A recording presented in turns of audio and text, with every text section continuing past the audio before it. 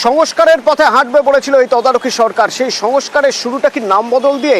এই প্রশ্নই সমালোচকরা তুলছেন। তার কারণ একের পর এক নাম বদল করে যাচ্ছে এই তদারকি সরকার। কিরকম? খুলনা বিশ্ববিদ্যালয় দিয়ে শুরু করা যেতে পারে। খুলনা বিশ্ববিদ্যালয়ের প্রশাসনিক ভবনের নাম বদল হয়েছে। আগে নাম ছিল কি বঙ্গবন্ধু মুজিবুর রহমান হল, এখন নাম হচ্ছে বঙ্গমাতা ফজিলাতুন্নেসা।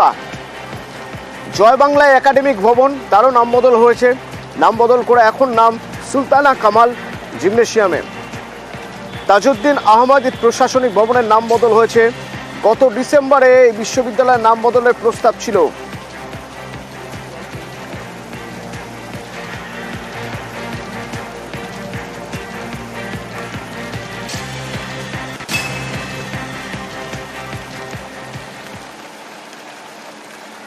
আর কোথাও যেন কট্টরপন্থী বা মৌলবাদদের বাড়বাড়ন্ত দেখা যাচ্ছে।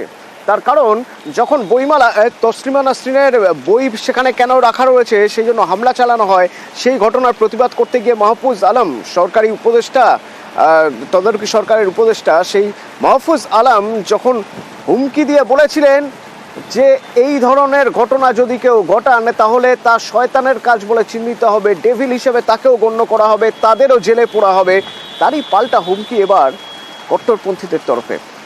দাবি করা হচ্ছে 24 ঘন্টার মধ্যে এই বক্তব্য যেন মাহফুজ আলম ফিরিয়ে নেন, তা না হলে ফল ভালো হবে না। কট্টরপন্থীদের কোপে ক্ষতবিক্ষত পদ্মাপাড়। এবার নিশানায় বাংলাদেশের জনপ্রিয় কন্টেন্ট ক্রিয়েটর, জুলাই আন্দোলনের নেতা তথা সোশ্যাল মিডিয়ায় বাংলাদেশের জনপ্রিয় মুখ নুরুজ্জামান কাফি। তাঁরই গ্রামের বাড়িতে আগুন লাগিয়ে দেয় দুষ্কৃতীরা। দেখি যেমন চালের উপরে আগুন, দরজা খোলার চেষ্টা করছি, দুইটা দরজা, ছোট একটা বড় একটা লাট এবং ওই খিল খুললে টানতেছি, দরজা আসে না, বান্দা। তদন্ত পূর্বক একটু চেষ্টা করলে ভালো হয় আমাদের পক্ষে, যে জিনিসটা কোথায় গুনে আসলো, কি হইলে। 32 নম্বর যারা পুরাইছে তাদের ঘর বাড়ি পুরাই দেওয়া হবে, দিনের মতো পরিষ্কার, তাই হয়েছে। এভাবে আমরা যারা ফ্রন্টে থেকে আন্দোলন করছি তাদেরকে, এবং গাজীপুরেও দেখবেন, এবং উপদেষ্টা নাহিদ ভাই, আসিফ ভাই, তাদের সচিবালয়েও তো আগুন দেওয়া হয়েছে। এই সরকারের ব্যর্থতা আমি মনে করি। আমার আলটিমেটাম 7 দিন, আমি 7 দিনের মাথায় রাজপথে দাঁড়াবো। যদি বিচার না করা হয়, আমার ঘর যদি পূর্ণভাবে উঠানো শুরু না হয়। গত বছরের অগাস্ট থেকে উত্তাল বাংলাদেশ, এর বড়সড় প্রভাব পড়েছে ওপারের শিল্প সংস্কৃতি জগতে। দুদিন আগেই বইমেলাতেও তাণ্ডব চালিয়েছে কট্টরপন্থীরা। টার্গেট হয় একটি বিশেষ স্টল, কারণ এই স্টলে ছিল তসলিমা নাসরিনের লেখা বই চুম্বন। বাংলাদেশের নির্বাসিত লেখিকার বই রাখার জন্য বইমেলায় হামলা হয়। এর বিরুদ্ধে মুখ খোলায় এবার কট্টরপন্থীদের রোষের মুখে ইউনূস সরকারের উপদেষ্টা এবং জুলাই আন্দোলনের নেতা মাহফুজ আলম। মাহফুজ আলমকে মুখ সামলে কথা বলার নিদান খেলাফতে মজলিস সংগঠনের। মন্তব্য প্রত্যাহারের জন্য 24 ঘন্টা সময়সীমা দেওয়া হয়েছে মাহফুজ আলমকে। এর আগে বিদেশের বাংলাদেশের অভিনেতারাও রাজরোষে পড়েন। রাষ্ট্রদ্রোহের অভিযোগে গ্রেফতার করা হয় অভিনেত্রী শাওনকে, একই অভিযোগে আটক করা হয় আরেক অভিনেত্রী সোহানা সাবাকে।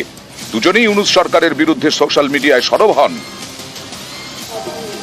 এখানেই শেষ নয়, এর আগে একাধিকবার গানের গলা টিপে ধরা হয়েছে বাংলাদেশে।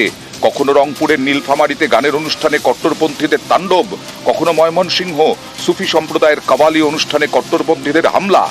মৌলবাদীরা তাণ্ডব চালিয়ে বন্ধ করে দেয় মেয়েদের ফুটবল প্রতিযোগিতাও। এবার জনপ্রিয় কন্টেন্ট ক্রিয়েটর নুরুজ্জামান কাফির গ্রামের বাড়িতে আগুন। গত অগাস্টে বাংলাদেশ ছাড়েন শেখ হাসিনা, তারপর থেকে সেখানে তদারকি সরকার। এবার পদ্মাপাড়ে আত্মপ্রকাশ করতে চলেছে জুলাই আন্দোলনের ছাত্র নেতাদের নেতৃত্বে একটি নতুন রাজনৈতিক দল। সেই দলের প্রধান হতে চলেছেন তদারকি সরকারের উপদেষ্টা নাহিদ ইসলাম। এদিকে রাষ্ট্রসংঘের দাবি, বাংলাদেশে জুলাই আন্দোলনে নিহত হন 1400, অথচ সরকারি হিসেবে সেই সংখ্যাটা 834।